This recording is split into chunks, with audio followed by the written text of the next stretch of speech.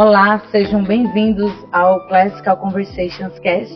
Estamos aqui para mais um podcast falando sobre o nosso tema, unidade. Hoje vamos falar sobre a unidade na comunicação. É um prazer estar com vocês, dividir esse espaço, falar um pouco de Deus, de educação, de família. É muito bom estar com você. E hoje estamos aqui em Atibaia, São Paulo, na primeira conferência de liderança da Aspen. É uma liderança forte para comunidades fortes. Estamos treinando os líderes aqui, um momento de muita comunhão, de instrução, de aconselhamento, de tantas coisas boas que estão acontecendo aqui. E graças a Deus, por este momento. E aproveitei esse tempinho aqui para a gente conversar com o pastor André Lima sobre o tema deste ano, Sejamos Um. Vamos falar um pouco com ele sobre a unidade da comunicação. Pastor André, ele é casado com Priscila, pai de Poliana e de Marcos André, bacharel em teologia, licenciatura em história, especialista em educação religiosa escolar, mestre em teologia e exposição do Antigo Testamento, mestre em educação por princípios, doutorando em educação pela Southeastern University, editor-chefe da editora cristã evangélica, membro da equipe editorial do Classical Press, coautor do livro Abordagem Educacional por Princípios, um Primeiro Olhar. É um prazer, pastor André, estar com o senhor e dividir esse espaço. É um prazer estar aqui também para falar de dois assuntos tão importantes, né? A nossa unidade, que pode ser promovida pela linguagem ou não. E como a gente cuida da linguagem para promover os resultados que Deus planejou quando Ele criou uma linguagem para o ser humano. Amém. De acordo com a Bíblia, Deus pode falar e Ele fala. Fomos feitos à sua imagem e semelhança e é por isso que podemos falar. Como disse o filósofo, teólogo e estudioso do Novo Testamento e matemático americano Vern Porter, ele disse: quando usamos a linguagem, contamos com recursos e poderes que têm origens em Deus. Podemos apreciar a linguagem mais profundamente e usá-la com mais sabedoria se conhecemos a Deus e compreendermos a relação de Deus com a linguagem que usamos. Nosso Deus, o Criador do Universo, de todos nós, é um em três pessoas, Pai, Filho e Espírito Santo. E esta unidade pode ser vista também no uso da linguagem. Qual é a importância do uso da linguagem na Bíblia e como apreciar adequadamente a linguagem pode contribuir para o nosso bem-estar em relação a este Deus? Muito bem, vamos começar tentando fazer uma linha do tempo para a gente entender isso na Bíblia. Primeira grande coisa da linguagem, o universo foi criado a partir da linguagem de Deus. Gênesis não diz para nós nem que Deus pensou, nem que Ele planejou, nem que Ele usou uma força, diz: e disse Deus, haja luz, criando a energia primária de todas as coisas, e o texto diz que houve luz. Então essa é a primeiro aspecto que a gente tem que notar, o poder da palavra de Deus, que é diferente da nossa, mas ela é uma palavra que deu origem a tudo isso. Depois a gente percebeu também que Deus conversou no seu ser trinitariano e anunciou um plano: vamos fazer um homem segundo a nossa imagem e semelhança. E chama muito a nossa atenção que no início Deus ia até o Jardim do Éden e tinha conversas com Adão. Se você me perguntasse uma curiosidade a respeito da história bíblica que eu queria saber quando chegasse no céu, era sobre isso. Como eram essas conversas? Porque você tem um aluno muito inteligente, eu acho que Adão era muito inteligente, geneticamente não modificado, DNA puro. O Gelli diz que ele seria um homem de enorme capacidade, com o melhor professor do universo, Deus. É uma dupla, educacionalmente falando, impecável. Infelizmente, a gente tem no mesmo livro a corrupção da linguagem. E o homem, por causa de uma desatenção ao que Deus tinha dito, perde seus privilégios. Porque quando ele é tentado, há uma modificação no texto daquilo que Deus tinha dito. Há não só uma negação do que Deus tinha dito, mas o Satanás tão ardilosamente consegue usar a linguagem para conduzir o homem na direção contrária de Deus. Então eu acho que essas três histórias que estão no começo da Bíblia dão ideia para nós do poder da linguagem, mesmo que você não leve em conta um poder sobrenatural. Se você pensar só no poder dela em si só, naquilo que ela é capaz de fazer. Ela é capaz de gerar vida, se a gente segue as instruções de Deus, porque a gente o conhece, mas ela é capaz de gerar morte, se a gente ignora quem é Deus e aquilo que Ele pode dizer para nós através das palavras. Pastor, como a linguagem reflete o caráter moral de Deus? Você não consegue entender uma ideia sem palavras, não é verdade? Não interessa se você é falante, ou vidente, ou tem problemas auditivos ou visuais. A gente está sempre procurando um jeito de oferecer para outro ser humano a palavra. Então, se você vê e ouve, você vai escutar palavras e você vai ler palavras. Se você não vê, você vai sentir as palavras do seu tato. Mas são palavras, não é? E se você pode ouvir também. E se você não ouve, você tem sinais. Mas os sinais são nada mais nada menos do que uma amostragem concreta das palavras. A gente tem que pensar nas palavras como a concretização daquilo que nós não veríamos porque é abstrato. Então você não pode ver o caráter de Deus. Você não consegue perceber o caráter de Deus.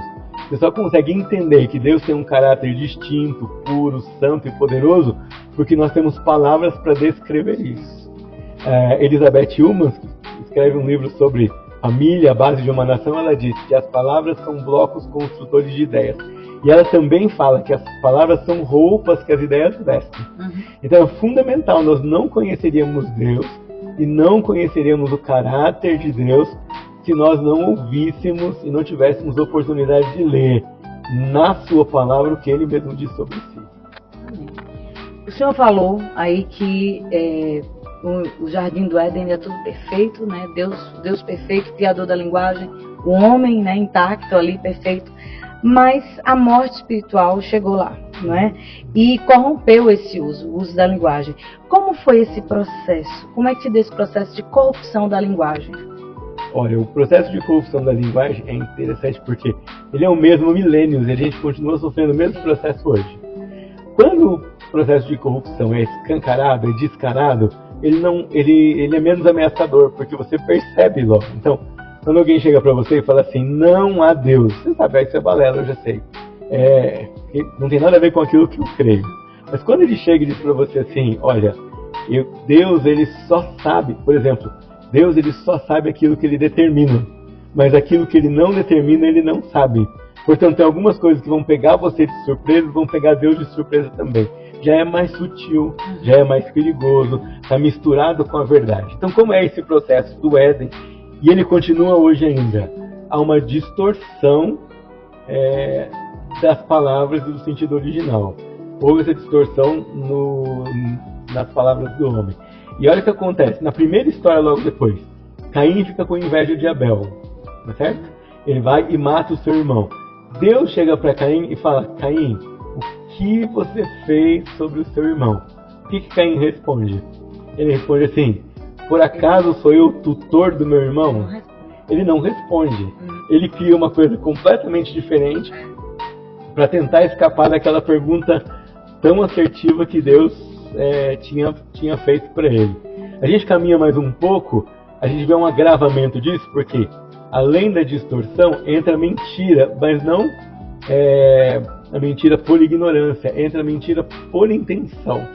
Quando a gente tem o caso de Abraão chegando no Egito e dizendo, olha, se você disser que é minha irmã, eles vão me matar, porque você é muito bonita, então faz assim, não, você disser que é minha esposa, né? Faz assim, não diz que você é minha esposa, diz que você é minha irmã.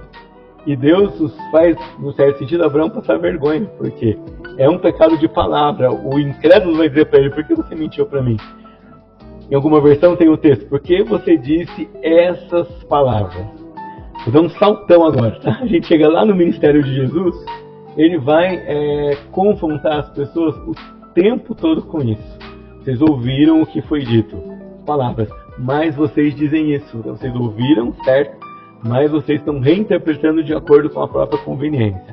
Até que ele chega naquele episódio que ele vai dizer, a boca fala do que está cheio o coração. E vai mostrar para nós que aquilo que a gente coloca para fora em forma de palavras, se são palavras corruptas, é porque elas vêm e elas refletem um coração corrupto e uma mente corrupta. Então esse modo de agir, ele vem lá do Éden e ele só vai ficando ou mais sofisticado ou menos, mas o espírito é sempre a mesma coisa. O que é? Distorcer o sentido original das palavras ou da comunicação. Quando a gente pensa hoje, o que acontece? Vou dar um exemplo só. O pessoal trouxe para o nosso vocabulário a palavra homofobia.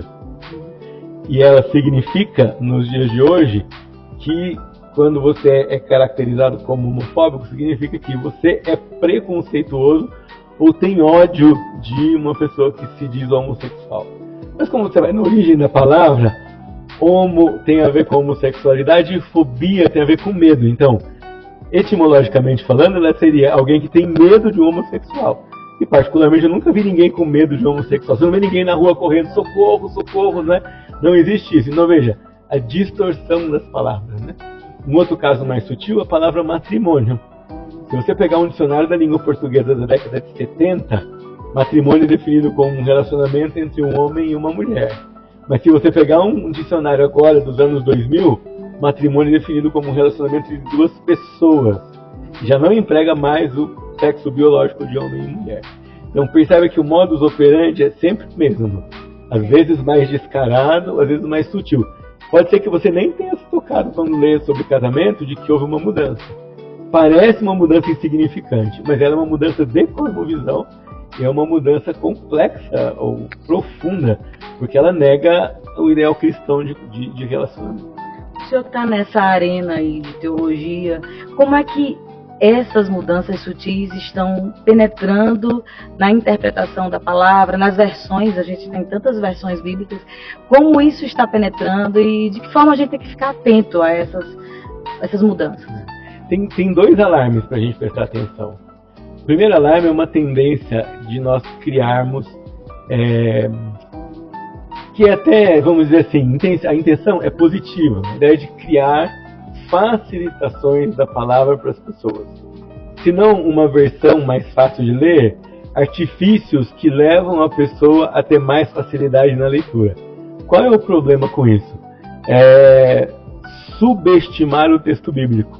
O texto bíblico é um texto sublime, é um texto excelente, é um texto complexo. A gente não devia se aproximar de um texto bíblico com a ideia de que é facinho, eu vou entender sem muito esforço. Porque a palavra é de Deus, de um ser muito superior, muito mais inteligente, que usou os seres humanos, mas arquitetou isso de uma forma unânime e com uma coerência que deveria nos maravilhar. Então a gente precisa ter cuidado com essa ideia de vamos simplificar ou vamos tornar mais acessível. É louvável, mas não podemos fazer com que o sentido pague o pato da distorção. A segunda coisa que a gente precisa tomar cuidado é com a palavra atualização, no sentido de que nós precisamos modernizar as Escrituras, ou modernizar o ensino das Escrituras, ou modernizar como nós ensinamos as Escrituras. A gente corre o risco da banalização. Mesmo que a gente tenha a intenção boa de contextualizar, a contextualização não pode estar acima do sentido, ou seja, pela ânsia de responder um problema, eu não posso fazer o texto bíblico falar aquilo que ele não disse. Eu posso buscar subsídios ali, mas eu tenho todo um trabalho de reflexão para, fundamentado nos textos bíblicos, eu conseguir oferecer respostas sem simplificação e sem a ignorância de como ele era quando ele foi escrito. Sem uma atualização, não uma atualização, mas uma aplicação do texto, talvez que eu entendi quando ele está na arena original. Então, na teologia são esses dois desafios. Como você vê isso se manifestando? Num discurso mais descolado sobre a palavra de Deus, mais descomprometido com a palavra e mais comprometido com a audiência, e numa rotulação de teologias muito específicas. Então, teologias para minorias, teologia dos descasados, teologia negra, teologia hippie. Quando você começa a ver essas especificações muito grandes, a gente começa a temer movimentos de não da adaptação da teologia à escritura, mas da adaptação da escritura à teologia. Interessante que isso fragmenta a compreensão, que a gente está falando de unidade na comunicação. Quando eu começo a falar para grupos específicos, eu vou fragmentando essa linguagem e tornando, aparentemente, eu acho que complica mais, né, pastor? Porque a gente fala assim, não, vamos falar na linguagem deles, mas acaba que eu deixo de falar a verdade principal, Deus para todos os grupos, independente do grupo, de um grupo específico, né? Então, acaba que é o inverso, né? Então, como é que a gente pode, como é que isso é visto nessas novas versões da Bíblia, não é? Eu estava conversando essa semana com uma pessoa, ela disse que em determinada versão estava querendo tirar o nome de homem e mulher para colocar pessoa. Um negócio tão pequeno, e você pode achar tão sutil, não, mas isso, homem é pessoa, mulher é pessoa. Mas de que forma isso a gente tem que pensar também a longo prazo? De que forma isso poderia comprometer a verdade de Deus, a comunicação de Deus, né? Essa unidade da palavra de Deus? Quando a gente pensa nessas especificações muito grandes, o que você vai ter? O que você começa a ter? Uma tendência de que esses grupos queiram trazer palavras que facilitem a defesa de suas ideias, a defesa da vida deles. Então, por exemplo, quando eu coloco ali pessoa no lugar de homem e mulher, eu estou facilitando uma discussão, eu estou dando espaço para a minha argumentação dentro de uma área específica e minoritária. Nesse caso especificamente, o espírito do texto é perdido, porque quando fala Deus criou Adão e fez de Adão macho e fêmea, é exatamente isso que está lá. Em hebraico ele fez Zahar, Nekevá, macho e fêmea. E depois homem e mulher, Ish e Ishá. Então não tem ali, nesses lugares, não tem uma unidade, no sentido de que o texto original pensou em pessoa. Quando eu uso a palavra Adão, eu posso até pensar nisso. Deus criou o ser humano. Mas aí logo abaixo o texto já diz, macho e fêmea o criou, homem e mulher o criou. O texto nunca tensionou ignorar essas diferenças. Então, a gente precisa voltar para o texto e perguntar, do que o autor estava falando mesmo? Ele não está falando de pessoa, ele está falando da integralidade do ser humano, na expressão perfeita que Deus criou de macho e fêmea. Hoje, alguém que mais progressista vai detestar que a gente chame mulher e homem de macho e fêmea, não é? Mas macho, fêmea, homem e mulher. No jeito hebraico de pensar, termos paralelos usados para dar o sentido do todo do que o autor está dizendo. Então, nesse caso específico, o autor nunca tentou falar de pessoas ignorando a diferença biológica dela, porque está lá a lista. Se ele não quisesse falar disso, isso ia dizer, Deus criou Adão. Adão em hebraico é tanto o nome do personagem quanto a palavra para ser humano. E ele ia parar por ali, mas ele não para por ali. Se ele não para por ali, eu tenho que perguntar por que ele escreveu assim. E aí eu tenho uma razão, nesse caso específico, muito clara. Tem uma outra coisa que a gente tem que lembrar, é o seguinte, que toda vez que uma versão nova é feita, eu perco uma parte do vocabulário. Eu perco entre 1.000 e 2.000 palavras do vocabulário. Então eu tiro, por exemplo, prevaricar, palavras como prevaricar. Eu tiro palavras como concupiscência, incensário ou propiciatório. Isso eu vou perdendo vocabulário e vou perdendo a obrigação de eu investigar o contexto. Então eu entendo a intenção dos irmãos que querem tornar a palavra de Deus mais conhecida e mais palatável. Mas ao mesmo tempo a gente tem que achar um ponto de equilíbrio para não perder isso. Deixa eu só dar um exemplo de Juízes, que eu acho que caracteriza isso bem. A revista atualizada, a revista corrigida, lembra, João Ferreira de Almeida fez a sua primeira versão. E aí a gente teve uma versão revista e corrigida, que foi aquela que os nossos avós usavam aqui no Brasil. Vamos dizer assim, a netinha ou a filha da versão de João Ferreira de Almeida. Lá no caso de Eglon, que Eude entra, enfia o punhal na barriga do rei, eles vêm, bate na porta, o rei não atende e os servos respondem. Na corrigida, os servos dizem assim, ele deve estar na sua sala de verão, cobrindo os seus pés com as suas vestes. Ninguém entende isso. Você vai investigar o que quer dizer isso. Aí vem a outra versão, atualizada, e vai dizer assim, ele está no seu cômodo privativo aliviando o ventre. Já deu uma clareada no sentido, né? Aí vem a mais moderna e fala assim, ele está no banheiro fazendo necessidades. Ou seja, você vai entender mais rápido, não é? Mas você perdeu aquela curiosidade. Por que era chamado cômodo privativo? Por que sala de verão? Que tamanho seria essa sala? Por que cobriu os pés com as vestes? Por que o autor não disse? Ele podia dizer na língua original, ele estava fazendo necessidades. Por que ele não disse isso? Por que ele usa uma linguagem mais delicada para dizer isso? Já vai mostrar o respeito do autor original do texto com a sua audiência, preservando o texto, deixando o texto mais clássico, mais belo, né? Mais culturalmente trabalhado. Então, essas coisas que a gente precisa tomar cuidado. E se esse é um movimento que não para, o que a gente tem que fazer? A gente tem que trazer a comparação de versões para o nosso universo, né? Você vai estudar a Bíblia, compare as versões. Abra na sua casa. Hoje, a última conta que eu fiz, nós tínhamos 16 versões da Bíblia em língua portuguesa. Então, abre, compara. E eu sempre digo, você quer uma versão mais dinâmica, ou seja, que trabalha mais com a tradução dos significados? Use, mas use com uma versão mais literal do seu lado. E nunca perca essa curiosidade de estudar os costumes, a cultura, o significado do texto na mente que escreveu aquele texto.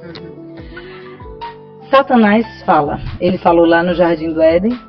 E hoje também existem as serpentes modernas, né? Como essas serpentes modernas, elas fazem ouvir a sua voz no nosso tempo? Como é que essas vozes que tentam colocar só um não, né? Só um não na palavra de Deus, no que Deus diz, ou na verdade, né? Como é que elas se manifestam na nossa cultura hoje? Vamos lá, acho que tem duas formas que para mim são as mais evidentes. A primeira, no mundo acadêmico.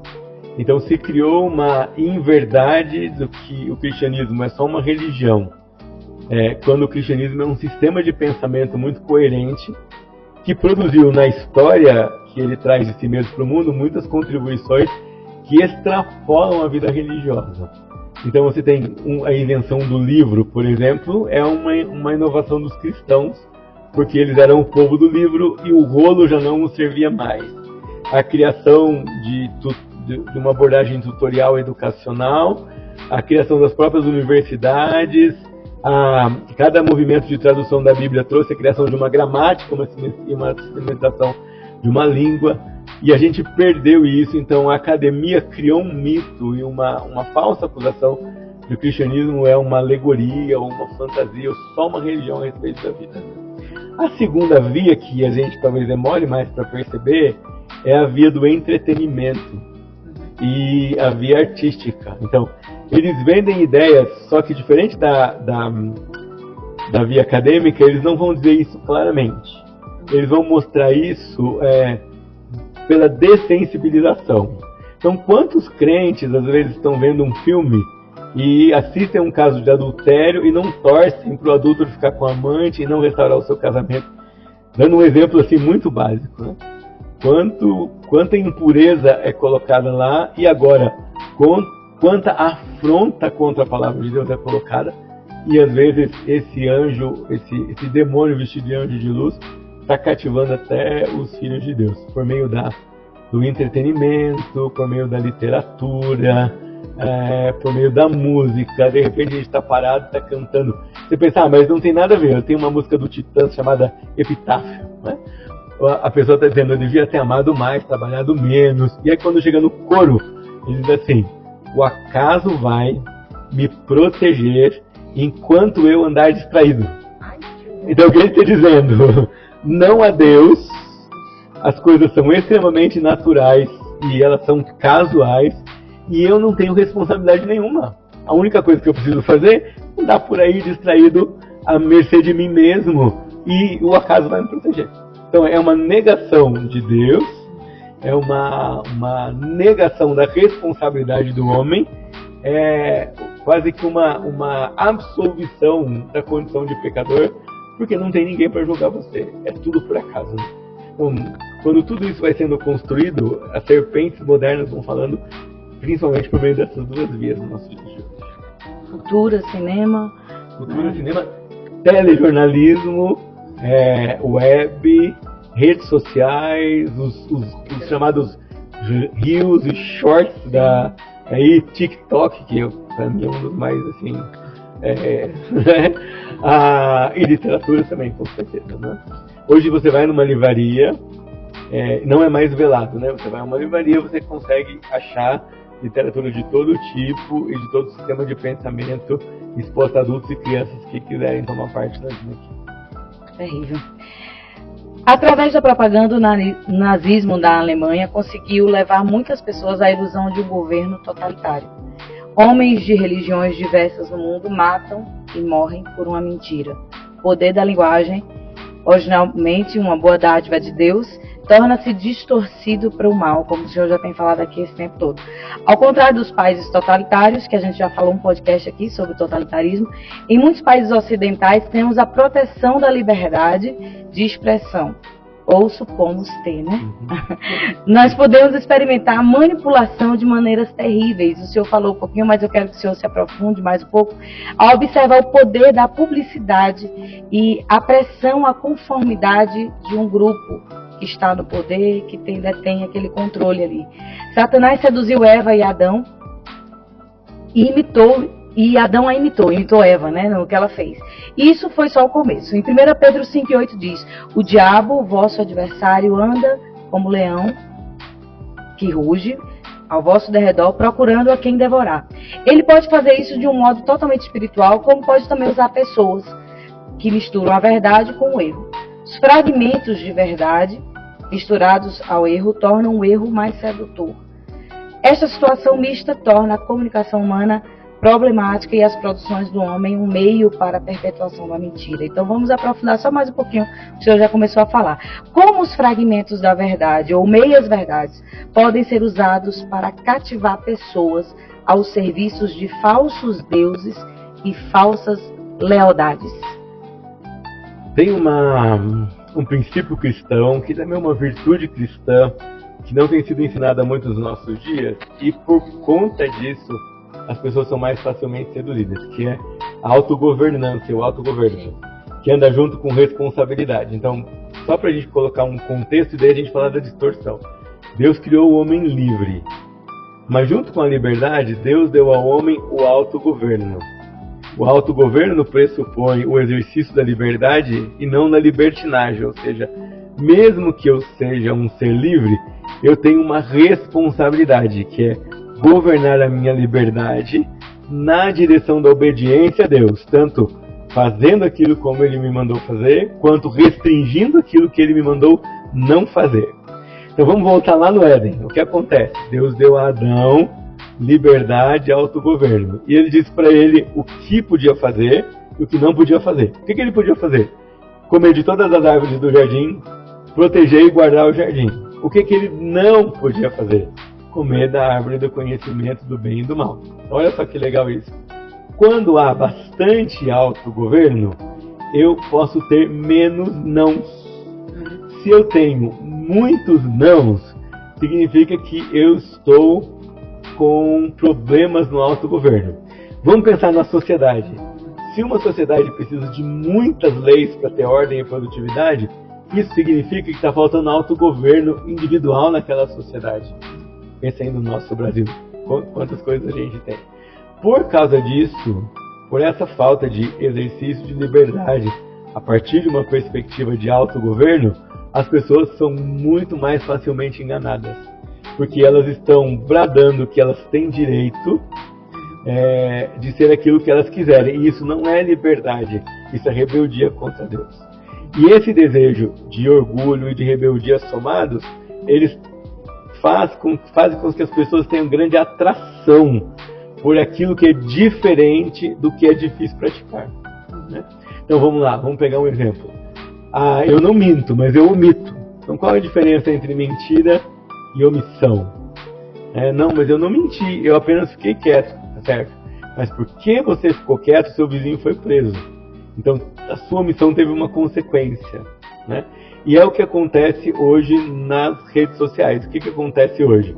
Se você se posiciona, então você perde sua liberdade. Ou seja, não há liberdade. A liberdade está condicionada à aceitação daquilo que uma minoria que tem o poder impõe por meio dos exercícios de governança que eles têm. Percebe que toda vez que o autogoverno é deslocado do indivíduo para o coletivo, eu também perco liberdade.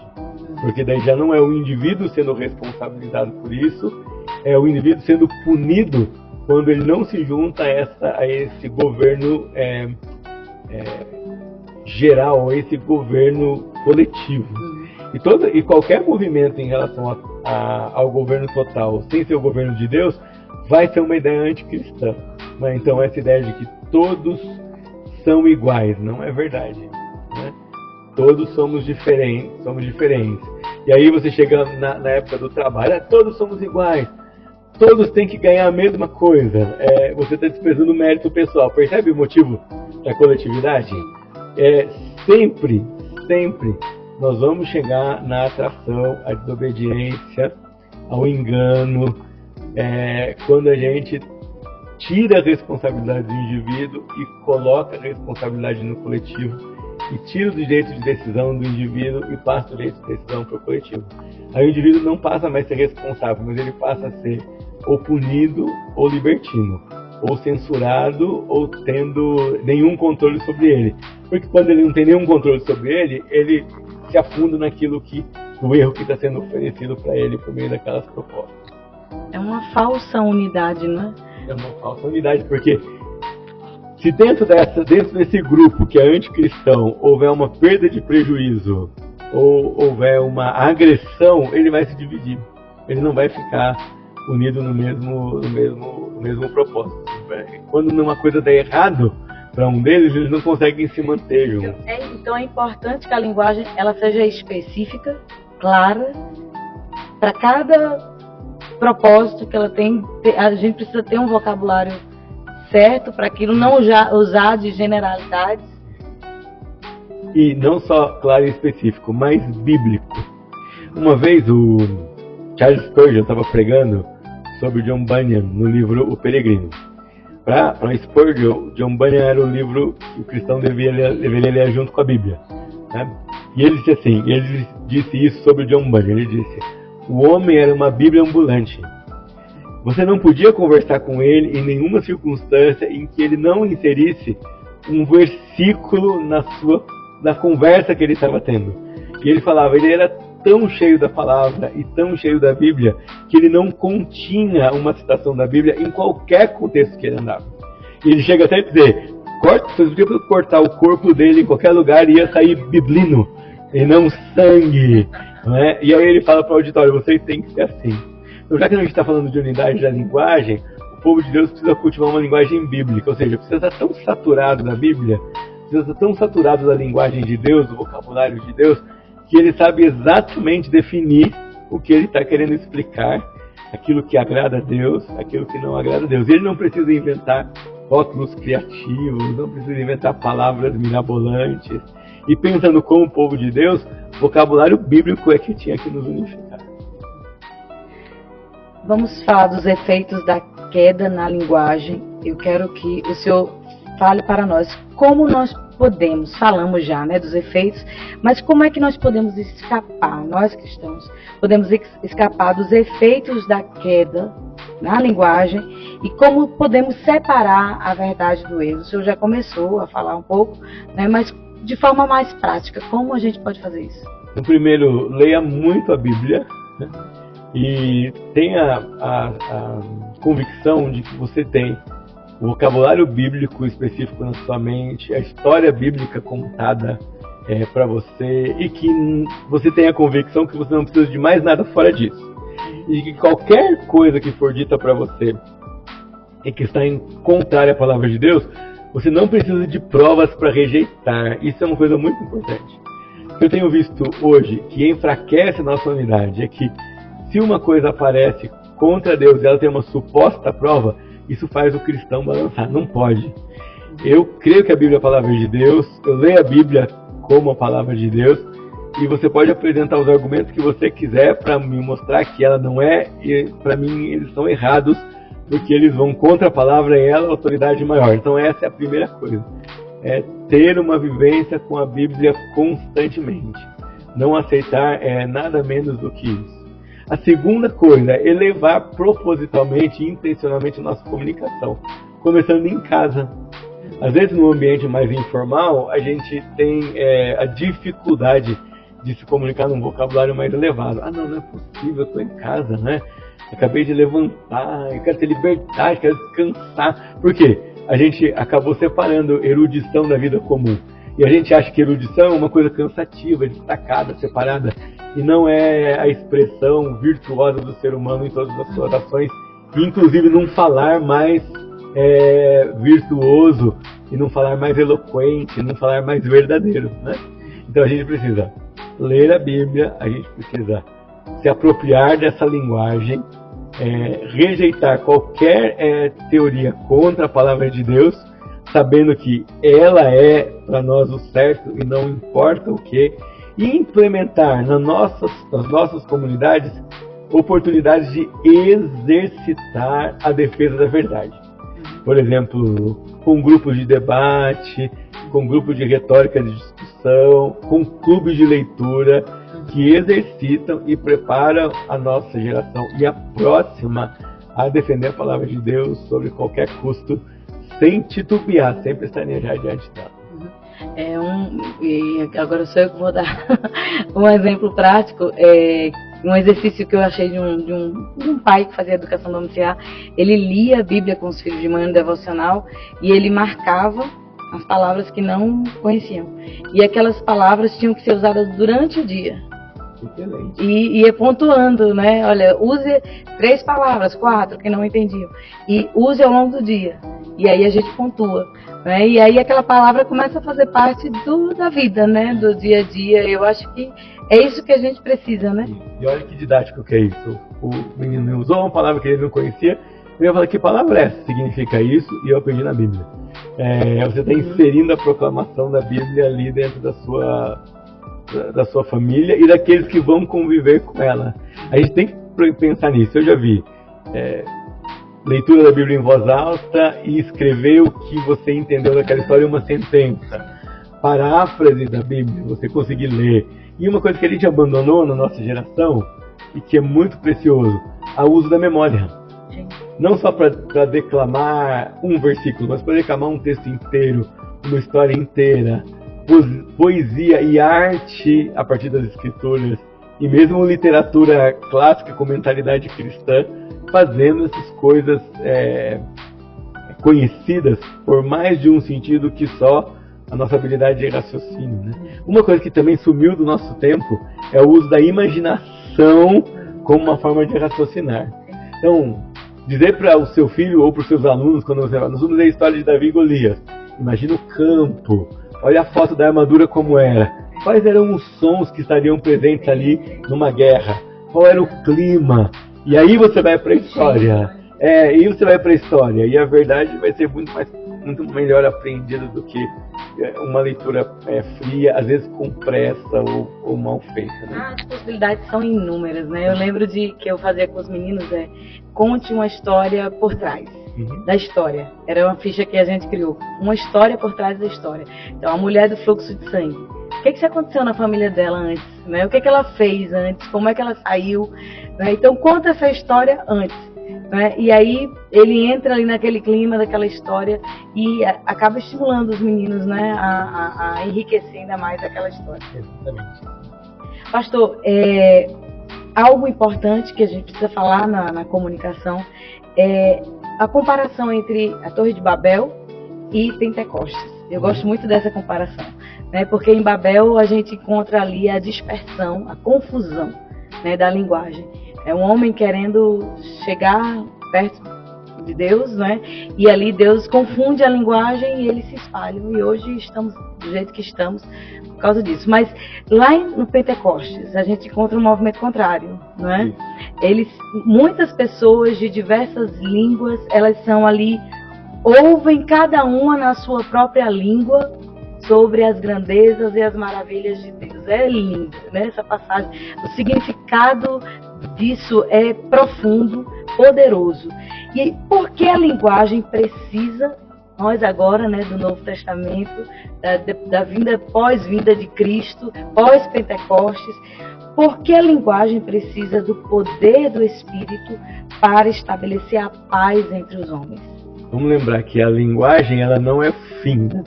Ela é um instrumento. O fim a gente não consegue fazer. O fim, ele é sobrenatural. O fim é produzido pelo poder de Deus. Não é o homem natural que produz. Então a gente precisa da palavra que tem o poder do Espírito para que esse fim seja alcançado. A Bíblia, ela é o livro, mas ela não é só o livro. O William Hendrickson tem um livro, Vivendo na Palavra, e logo na capa ele tem uma frase assim: Bíblias empoeiradas levam vidas sujas.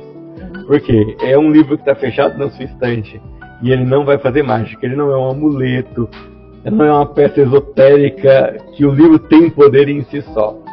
A palavra ali é interpretada pelo Espírito, iluminada pelo Espírito na mente daquele que lê, é que vai ter poder, porque a palavra é de Deus, que a palavra veio dele, ele vai mandar o seu Espírito, ele vai fazer com que o seu Espírito ilumine a mente e abra o nosso entendimento. E eu queria lembrar que um dia nós vamos experimentar Pentecostes de novo. Quando você lê Apocalipse, que está todo mundo junto, ele fala que ali tem gente de toda raça, tribo, língua e nação. Ele não diz que há uma língua só, mas ele diz que todos vão cultuar a Deus, vão entender e vão ser entendidos quando estiverem naquele ambiente. Nós vamos experimentar Pentecostes outra vez. Enquanto isso não chega, nós vamos depender de Deus para entender sua mensagem, ler a sua palavra e ensinar a sua palavra. O objetivo final da história é unir em Cristo todas as coisas, né? Paulo fala em Efésios 1:10. Deus tinha um plano desde o início. Ele criou o mundo como o primeiro estágio na execução do seu plano. O plano alcançará seu cumprimento quando Deus for tudo em todos. A glória de Deus será manifestada no novo céu e na nova terra que o Senhor acabou de falar. Em Apocalipse 21, 22 a 27 fala sobre isso. Cristo se comprometeu a redimir as pessoas tanto do pecado quanto dos seus efeitos. A redenção que ele realizou é abrangente, alcançando todas as áreas infectadas pela queda, inclusive a linguagem. Como antecipamos os efeitos desta redenção no tempo presente na linguagem? Ou quais os efeitos da nova vida em Cristo na linguagem e no pensamento humano? Ou como podemos receber o tipo de sabedoria que resolverá as confusões desta sociedade humana? Uma coisa que a gente não pode perder em mente é aquela ideia que Paulo traz todo o tempo nas suas cartas, de se despir e se revestir.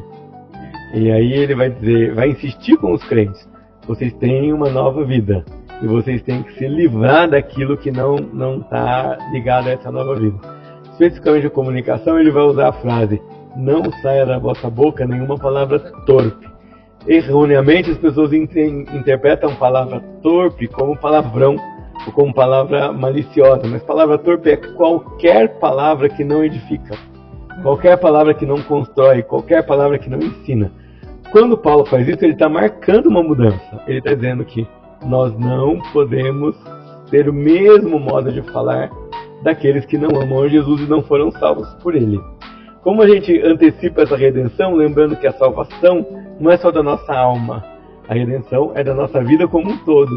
Nós vamos redimir nossa bagagem cultural, redimir nossa maneira de pensar e redimir o que aprendemos. E a primeira coisa é lembrar disso: eu preciso me despir de tudo aquilo que me faz ser igual à minha vida anterior a Deus.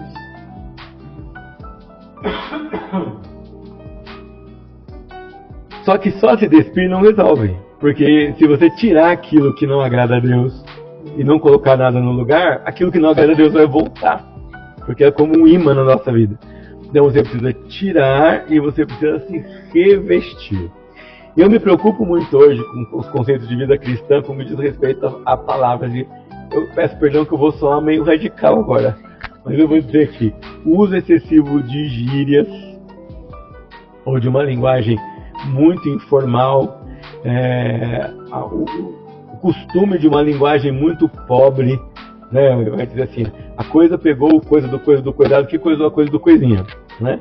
Ou seja, eu usei uma palavra só para fazer uma frase. Isso é uma linguagem muito pobre, é mais fácil, mas também é menos correto. A preocupação com a pureza no falar, com não rir de uma piada maliciosa, com não promover e participar de uma piada silenciosa, com não usar a comunicação de duplo sentido. Eu não tenho visto essa preocupação tão honesta nos nossos ciclos, né? A gente fala assim, nossa, vai ser muito radical, vai ser muito tradicional. Não, os tempos mudaram, você tem que se apegar a uma coisa nova. O que que tem usar uma gíria de vez em quando, né? Eu tava num grupo de adolescentes cristãos, e um menino virou pra uma menina e falou assim, ô velho. Eu falei assim, mas como você tratar uma moça? Quando ele virou uma moça e chamar ela de velho. No outro lugar, homem. Como assim um homem? É uma jovem, uma senhorita. E a gente não está muito preocupado com esse aspecto. Mas para antecipar o céu, nós precisaríamos estar preocupados com isso. Em falar não só corretamente, mas biblicamente e mais belamente, que foi o que a gente perdeu. Né? Eu lembro que quando eu era criança, a gente tinha na igreja a arte de declamação de poesias. Não só de leitura de poesias, de declamação de poesias, de falar bonito. E um dos meus pastores na infância, ele tinha um treinamento de retórica. Então, ele sempre começava um sermão com um exórdio. Eu não sabia nada disso naquela época, hoje eu sei. Ele começava um sermão com um exórdio. Ele contava uma história que ele só terminava na conclusão do sermão. Então a gente estava todo o tempo esperando qual é o final. E ele ia desenrolando. Ele sempre repetia uma frase que era o coração do sermão dele. Quando ele terminava, ele voltava à questão inicial. Eu tinha meus 6 anos de idade. Eu lembro de alguns dos sermões que ele falou. Eu lembro dele começar com uma poesia de Humberto Eco. Eu lembro dele começar com uma pergunta. Eu lembro dele começar e depois ler o texto bíblico. Porque ele chegou no púlpito sem Bíblia. E ele começou a falar. Depois ele enfiou a mão no bolso, tirou um Novo Testamento minúsculo e disse: agora eu quero ler o texto sobre o qual eu estou pregando. Leu o texto e voltou. A gente sempre via isso. Isso e um vocabulário rico e um jeito de falar bonito, que capturava a atenção e cativava o nosso coração. E eu não vejo esse mesmo tipo de preocupação hoje. Acho que a gente precisa resgatar a preocupação com a redenção da linguagem, do pensamento, do belo e do bom e do correto na nossa maneira de falar, seja no dia a dia, também no dia a dia, mas nas nossas exposições públicas. Então, um pai e uma mãe deveria disciplinar seus filhos nessas práticas? No mínimo, deveria advertir os filhos, né? Olha essa palavra que você está usando. Você sabe o que ela significa? Não. Se você não sabe o que significa, por que você está usando? Isso é jeito de falar com uma moça? Isso é jeito de tratar uma pessoa mais velha, não é?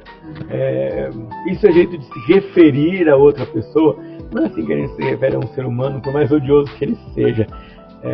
O problema é o quê? É que às vezes os pais não estão percebendo que eles também empobreceram o seu vocabulário. Então acho que sim, deve haver advertência, admoestação e disciplina. E não só porque o indivíduo falou um palavrão, né? Mas quando ele falou uma palavra torta, uma palavra que não cabe no vocabulário do cristão.